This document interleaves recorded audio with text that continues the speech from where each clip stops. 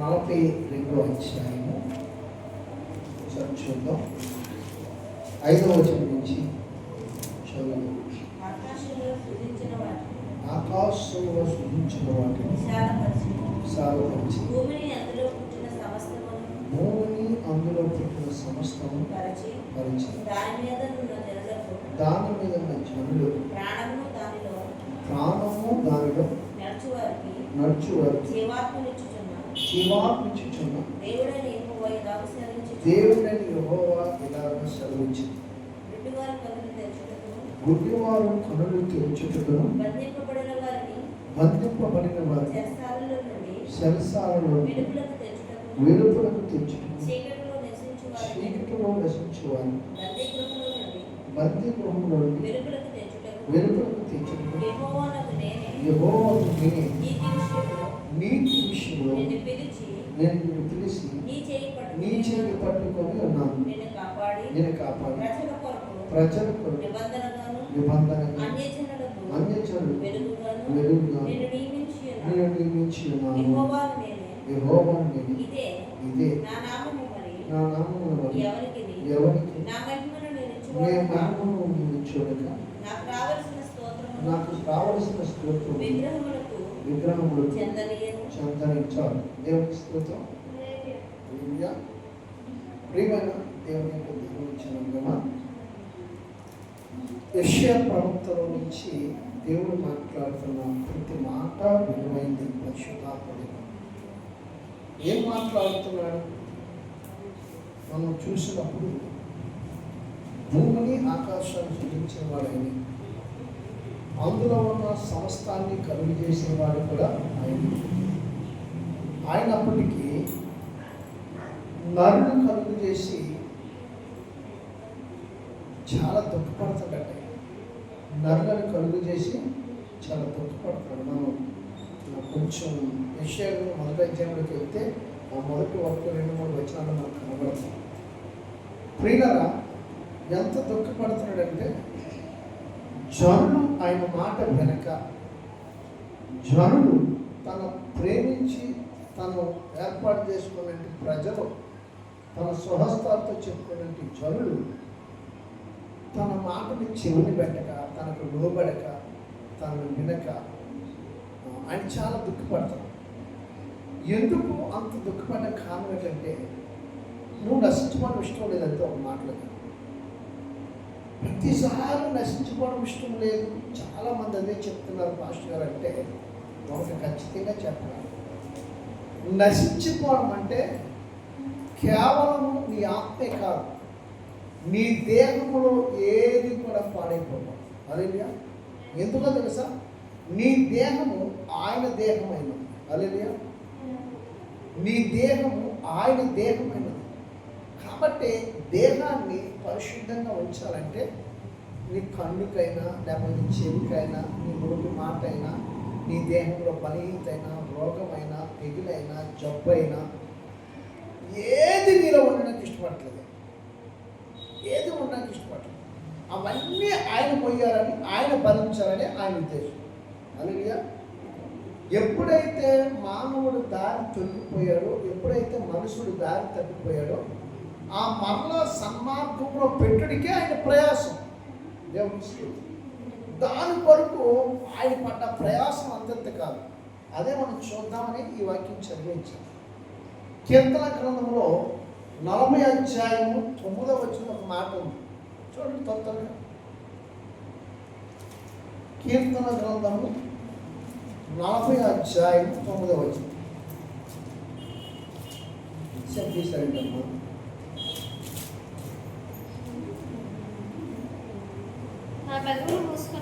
నా పెదవులను మూసుకొనక మహాసమాజం నీతి సువార్తను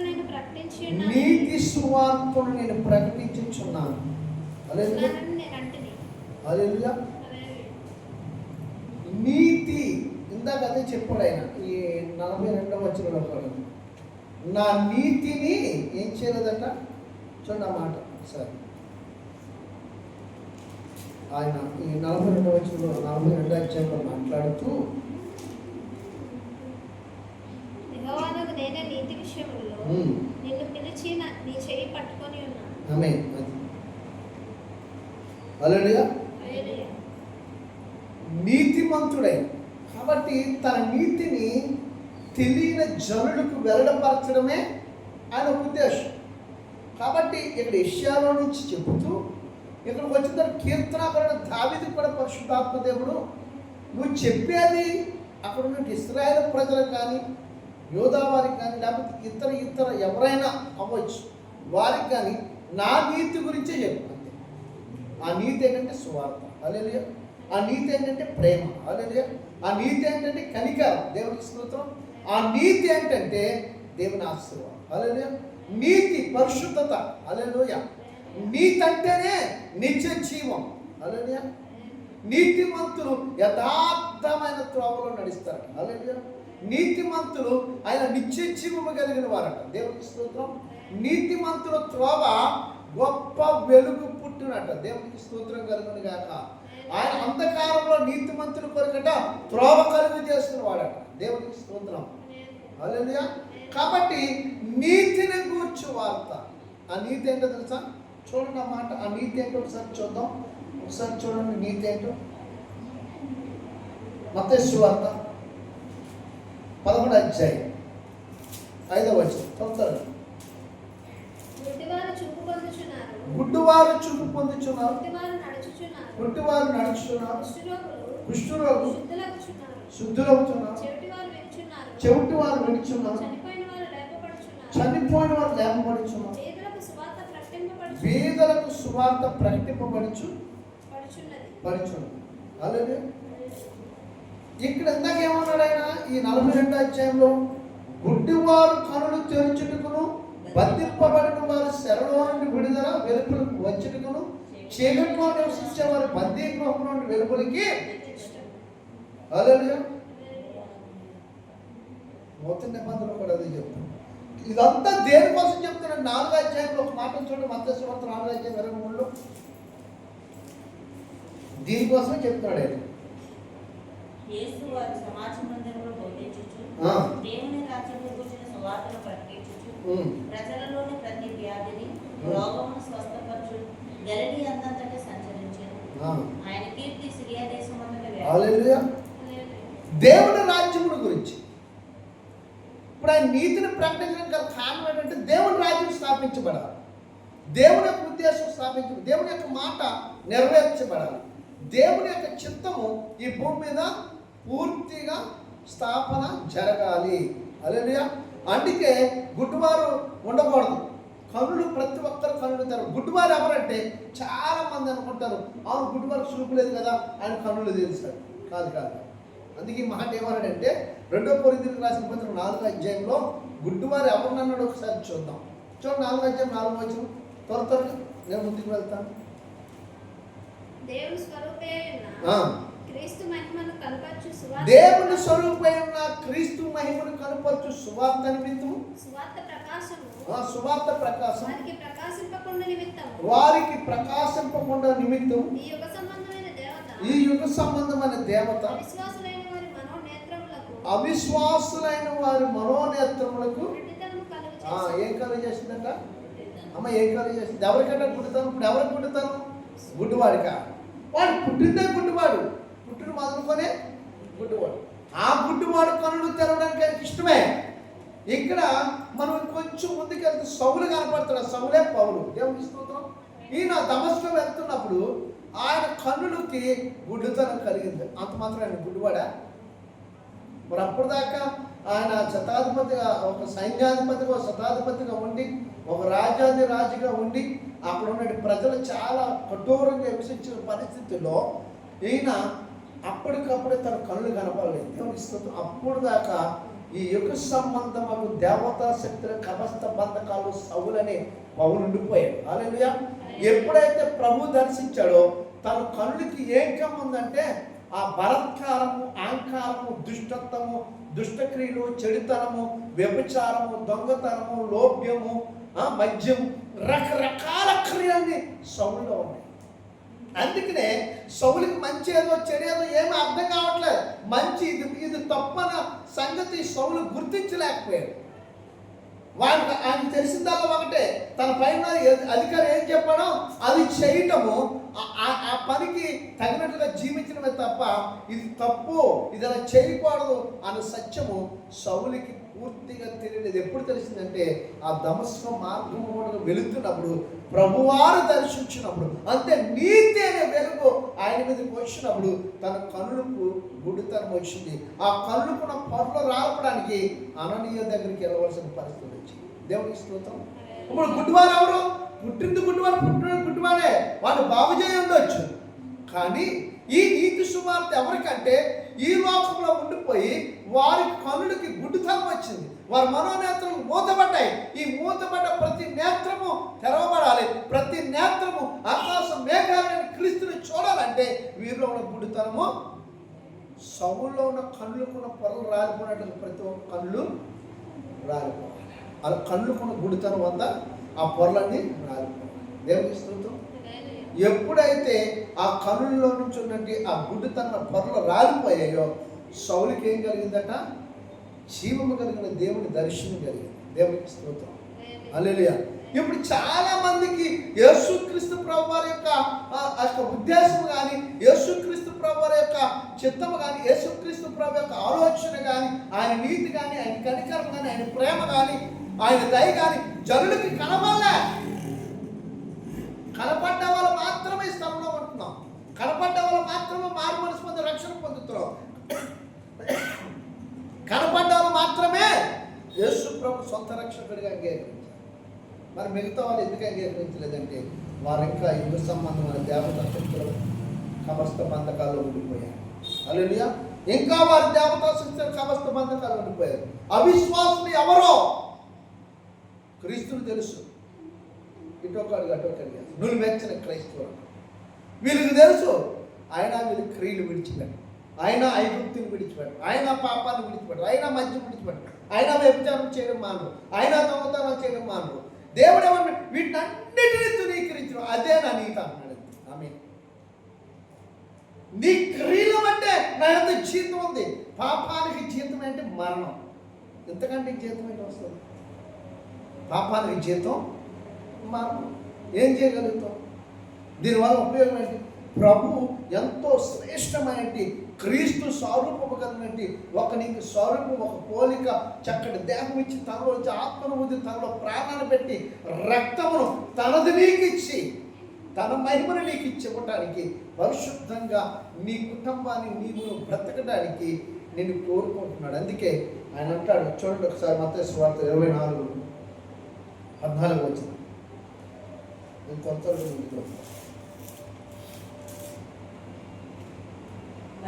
మరియు ఈ రాజ్య సువార్త సకల జనులకు సాక్షాత్తు లోకమందంతటా ప్రకటింపబడి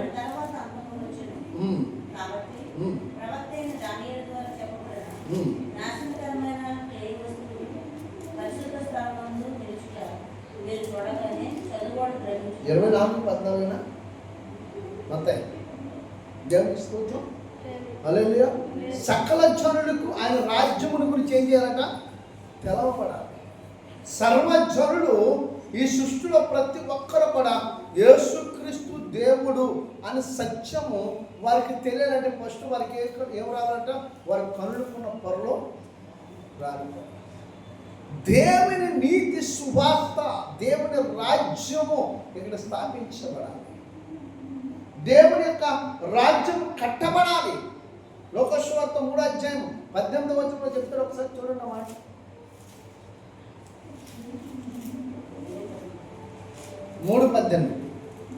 లోక ఇది కాక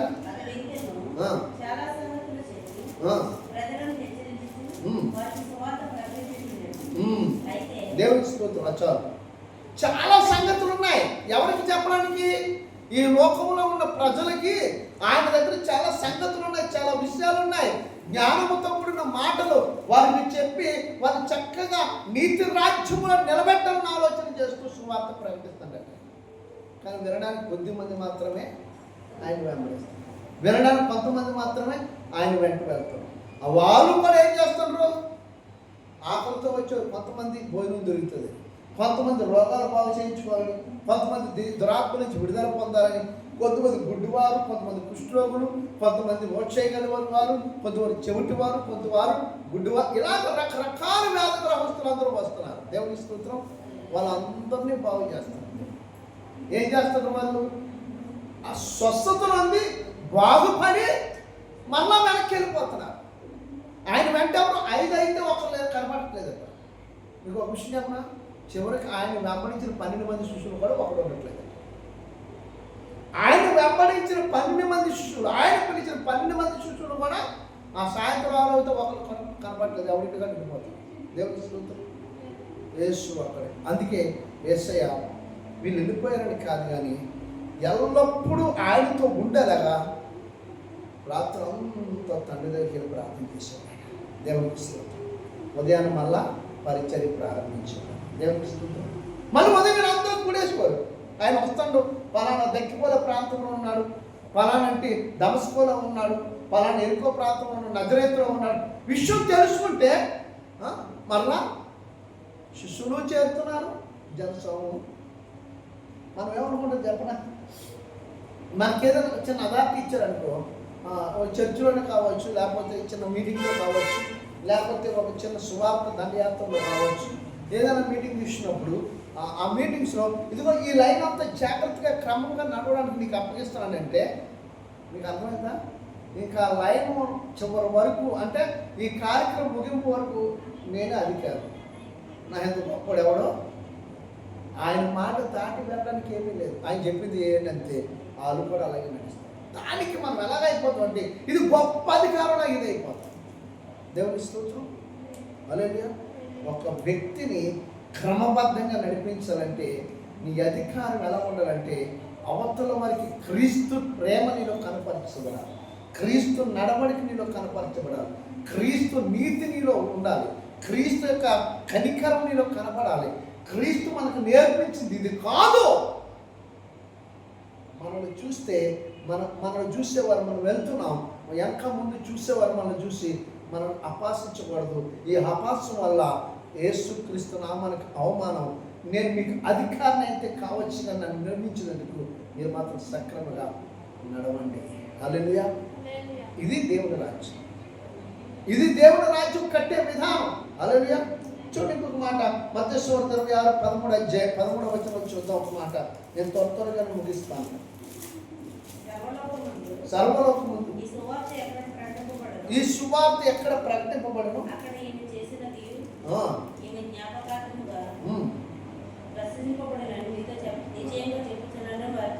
ఆమె యేసుప్రభువు అనేక ప్రాంతాల్లో సువార్త ప్రకటించారు, అనేక ప్రదేశాలకు వెళ్ళారు, అనేక గ్రామాలు దర్శించారు, అనేక సమాజ మందిరంలో బోధించారు, అనేక మంది ఆ సంత వీధుల్లో నిలబడి సువార్త ప్రకటించారు.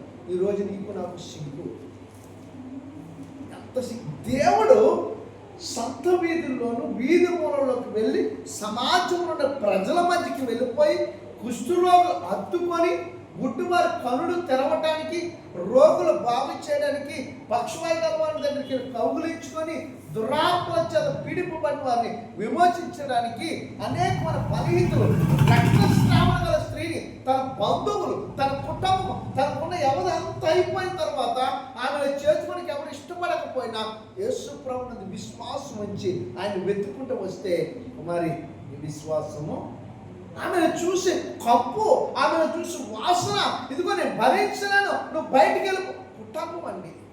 ఈ మాటలకి చాలా వరకు వాళ్ళు కృంగిపోతారు. కానీ ప్రభు చేయలే, హత్తుకున్నాడు. నువ్వు నా బిడ్డవి, నా కుమార్తెవి, నేను నీకు తండ్రిని, నువ్వు నా కుమార్తెవి, మీరు నా ప్రజలు, నేను మీకు దేవుడు. దేవునికి స్తోత్రం. ఇది దేవుని సువార్త, సకల జనుడికి వెళ్ళాలి ఇది. అందుకే మనం ప్రకటనలన్నా కూడా ఒక చక్కటి మాట చెప్పాడు. ఏమన్నా సార్ ప్రవీణన్న, మనిషిని మనిషిలా చూడాలట, మతంగా చూడకూడదు. మనిషిని మనిషిలాగే చూడాలి, కులంగా చూడకూడదు. మనిషిని మానవత్వంతో చూడాలి, మనిషిని మనిషిలాగే చూడాలట. దేవునికి స్తోత్రం. హల్లెలూయా. మరి ఎక్కడ చూస్తున్నాం మనం? యేసు ప్రభు ఆశ అదే. ప్రతి ఒక్కరిని కూడా నీ స్వరూపంలో చూడాలి, క్రీస్తు పోలుకులో చూడాలి, నిన్ను నన్ను క్రీస్తులాగా చూడాలి. నీవు నేను కూడా దేవుని రాజ్యంలో తన పిల్లలుగానే ప్రతి మనిషి పట్ల క్రీస్తు ప్రేమను, క్రీస్తు మనస్సును, క్రీస్తునే చూడాలి దేవుని ఉద్దేశం. హల్లెలూయా, హల్లెలూయా. చూడండి ఒకసారి అపోస్తల కార్యాలు 8వ అధ్యాయం 40వ వచనం. నేను ఇంకొక మాట ఉంది, అది మాట చెప్పి ముగించేస్తాను.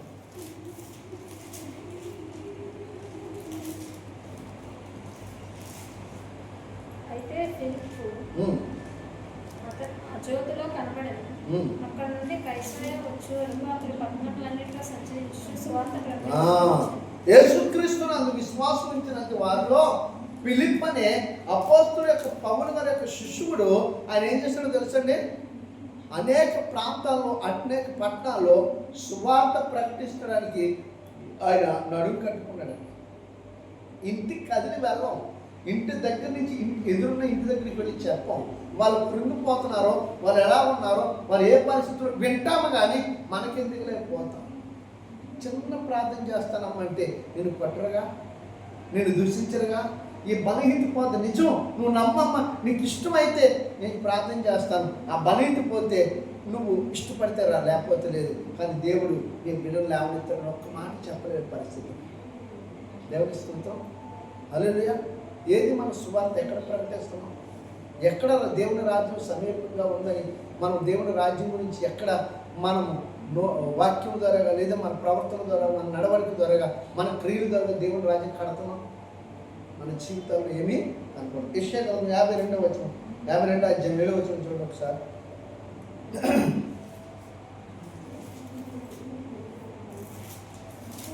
సువార్త ప్రకటించుచు, సమాధానం చాటించుచు, సువార్తను ప్రకటించుచు, రక్షణ సమాచారము ప్రచురించే వారి పాదములు, నీ దేవుడు ఏర్చున్నాడని సియోనులో చెప్పుచున్న వారి పాదములు పర్వతముల మీద ఎంతో సుందరములైనవి. ఆమేన్, హల్లెలూయా.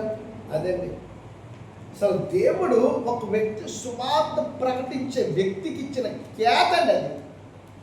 అసలు ఈ పాదాలు పట్టుకోనికి ఎవరికి అసలు ఒక పాదాల విలువ యేసుక్రీస్తు ప్రభు వారు రక్షణ పొందిన పాదాల విలువ తెలియజేస్తే, ఆ పాదాలు ఎక్కడైనా ఒక ఇంట్లో రక్షణ లేని ఇంట్లో పెట్టడం నువ్వు ఇష్టపడట్లేదు. దేవుని స్తోత్రం.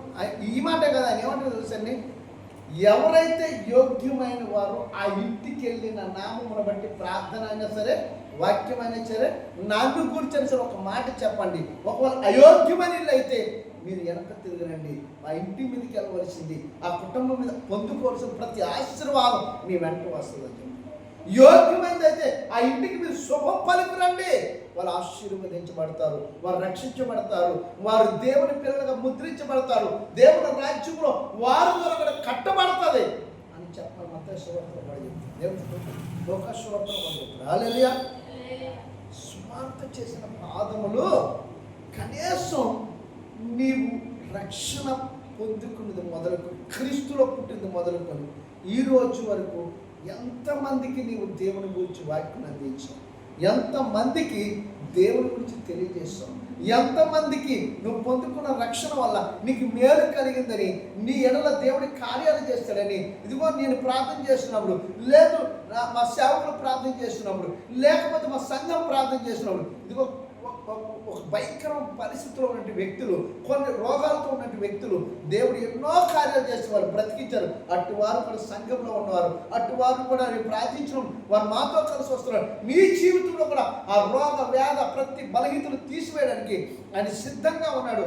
మేము కలిగినట్టు రక్షణ మీకు వస్తుంది, మేము పొందుకునే ఆశీర్వాదం మీరు పొందుకుంటారు. ఇదిగో పరలోకంలోకి మనందరికీ వారసులుగా ముద్రించడానికి ఆయన కృప చూపుతున్నాడు. ఆయన కనికర సంపన్నుడు. ఆయన దగ్గరికి వెళ్తే తప్పకుండా ఈ రోగం అనేది, ఈ బలహీనత అనేది, ఈ దుర్నీతి అనేది మీ మీద నుంచి తొలగిపోద్ది. నువ్వు స్వాతంత్రుడు అవుతావు, నువ్వు స్వేచ్ఛాపరురాలు అవుతావు, నువ్వు పరిశుద్ధరాలు అవుతావు, నువ్వు ఇంటిమంతుని జాతిలో చేర్చబడతావు, దేవుని కుమారుగా, దేవుని వారసుడిగా, దేవుని యొక్క పౌరుడిగా నువ్వు ముద్రించబడతావు. ఒక్కరోజైనా దేవుని సువార్త విషయంలో దేవుని యొక్క వాక్యమును ప్రకటించడానికి, దేవుని యొక్క ఆ పొందుకున్న మీ రక్షణకు తగినట్లుగా ఎవరికైనా ఒక మాటలో చెప్పగలిగావా అంటే జీరో. ప్రశ్నించడం కాదు మన జీవితం. ఏదైనా జరుగుతుంది దాన్ని అడ్డగించడం కాదు మన బ్రతుకుల్లో. మొదట మనం చేయవలసిన దేవునికి ఇష్టలుగా మనం ఉన్నామని, దేవుని పని చేస్తున్నా మనకు అప్పగించిన పని కొంతైనా చేస్తున్నామా లేదు, దేవుని పనులు ఎంత నమ్మకంగా ఉన్నాం, దేవుడు మన పట్ల ఏం ఆశించాడు, దేవుని సన్నిధిలో నమ్మకంగా కనబడుతున్నామా లేదు, ఏ రోజైనా మనం ప్రశ్నించుకొని మనం విమర్శించుకున్నామంటే అది కూడా జీవం. ప్రార్థన చేయదు, హల్లెలూయా. ప్రార్థన ఉండదు. ప్రార్థన చేసే వాళ్ళు చూస్తే ఏరణ, పాటలు పాడేవాళ్ళు చూస్తే ఏరణ, వాక్యం చదివిన వాళ్ళు చూస్తే ఏరణ. అవన్నీ ఏరణ దేనికి? నీకు రాదు, నేర్చుకో. నిజంగా నాకు పాటలు రావు, కానీ సభల్లోనూ సేవకుల మధ్య అదే కదా మీరు పాట పాడండి అంటారు. నాకు రాదేమో అంటే మీరు పాడండి. నిజంగా దేవుడు అలాగే నేను ఎక్కడ వణికి బెనుకలు ఎవరు పాడతాను, పాటలు రాదని అంతగా పాడారండి ఉదయ గారు. దేవుడి స్తోత్రం, హల్లెలూయా.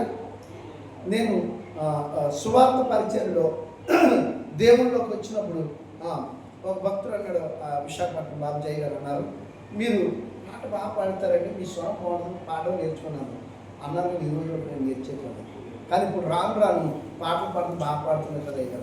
దేవుడి స్తోత్రం. పాడాలని సమర్పణ నీకు ఉండాలి. ఫస్ట్ ఆఫ్ ఆల్ నీ డెడికేషన్ బట్టే నువ్వు దాంట్లో నిలబడగలుగుతావు. నీకు సమర్పణ లేనప్పుడు, నీవు పూర్తిగా సన్నర దేవునికి కాలేనప్పుడు, పరిశుద్ధాత్మ దేవునికి పూర్తిగా నువ్వు అవకాశం ఇవ్వలేనప్పుడు పాట కాదు కదా, వాక్యం కాదు కదా, ప్రార్థన కూడా చేయలేవు. దేవుని స్తోత్రం. ఒకవేళ ఈరోజు నేను పాట పాడినా, వాక్యం చెప్పినా, ప్రార్థన చేసినా నాదైతే ఏమి లేదు. నేను ఒకటే చెప్తాను, ప్రతి విషయంలో పరిశుద్ధాత్మ దేవుడు సహాయం చేయకుండా, పరిశుద్ధాత్మ దేవుడు లేకుండా, యేసు ప్రభువు లేకుండా, తండ్రి అనే దేవుడు లేకుండా ఎంత కూడా నేను ఏమీ చేయను. నా జీవితం జీరో. నిజంగా నేను ఒప్పుకున్నాను, జీరో. ఎక్కడ చూసినా సరే ఖచ్చితంగా ఏదో ఒక దోషం కనపడుతుంది. దాన్ని కనుక్కొనుటకు ఎంత ప్రయాసపడాలో అంత కష్టపడి పౌలు అదే చేశాడు. దేవుని స్తోత్రం. నువ్వు సువార్త ప్రకటించకపోవడం కూడా పాపమే, అది దేవుడే చెప్తాను. నేనుగా నమ్మకముగా లేకపోవడం పాపం. ఇతడికి క్రీస్తుని గురించి ప్రకటించకపోవడం, మేలైనది ప్రకటించకపోవడం పాపం. నీకు ఇచ్చి రక్షణ చక్కగా కూర్చోమని కాదు ఆయన ఇచ్చింది. దేవునికి స్తోత్రం. ఇచ్చిన రక్షణ తప్పనిసరిగా ఇతరులకు నీకు మేలుకరంగా ఉండాలనే ఆ రక్షణ నీకు ఇచ్చాడు. నోము ఒకసారి చూడండి, 1:15 చివరి మాట. నోము అనొచ్చు, నోము అనొచ్చు, నోమే నోము నచ్చదు. నోము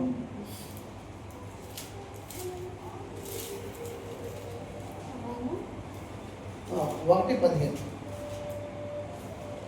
సువార్త ప్రకటించు, సమాధాన వర్తమానం తెలియజేయవారి పాదములు పర్వతముల మీద కనబడుచున్నాయి. యూదా, నీ పండుగలను ఆచరింపుము, నీ బ్రతుకుపాలను చెల్లింపు. వ్యర్థుడు నీ మధ్యనికి సంచరించడు, వాడు బొత్తిగా నాశనమయ్యాడు. దేవుని స్తోత్రం. హల్లెలూయా, హల్లెలూయా. సువార్త చేయడం మనకు అడ్డు ఉన్నది, వ్యర్థుడు అడ్డు ఉంటాడు. అప్పుడు దాకా సువార్తకి వెళ్దాం, అప్పుడు దాకా ప్రార్థన చేసి ఎదురింటి సహోదరులకు, పక్కింటి వాళ్ళకి 4 మాటలు చెప్పాలనుకుంటాం. వెంటనే వ్యర్థుడని కూడా వస్తాడు. ఆ టీవీలో ఏదో వస్తుంది, లేకపోతే ఎవరో ఫ్రెండ్ వస్తాడు, లేకపోతే చుట్టూ ఎవరో వస్తారు, ఇంకా అక్కడ కాదు. అందుకే ప్రార్థనా జీవితంలో వ్యర్థుడనే వాడికి ఆ దుష్టుడే వాడు చోటు. వ్యర్థుడా మా మధ్యన సంచరించకుండా యేసునామములో బొత్తిగా పూర్తిగా నువ్వు నశింపజేయుగాక అని ప్రార్థన చేయి. నీ సువార్తకి ఆటంకము ఉండదు. నువ్వే మొక్కుబలి అయితే చెల్లించాలనుకున్నావు, ఆ మొక్కుబలి కూడా ఆటంకము ఉండదు. దేవుని స్తోత్రం. సమాధానకర్త ఎల్లప్పుడూ నీతో ఉంటాడు. నువ్వు అడిగిపెట్టే ప్రతి పర్వతం అనగా ప్రతి ఇల్లు, ప్రతి మెట్టు, ప్రతి స్థలమని కూడా ఏం చేస్తాను, శుభ్రంగా కాదు, నీ పాదాలు సుందరంగా చేసి వాళ్ళు సమాధానపరిచి పరసంబంధం ప్రతి ఆశీర్వాదం వారికి ఇస్తూ మిమ్మల్ని బలపరిచి మీకు రావాల్సిన ప్రతి ఆశీర్వాదం దేవుడు వారి ద్వారా మీకు ఇస్తారు. అట్టి కృప, పరిశుద్ధాత్మ సహాయం మనందరికీ కూడా నడిపించుగాక. ఆమేన్.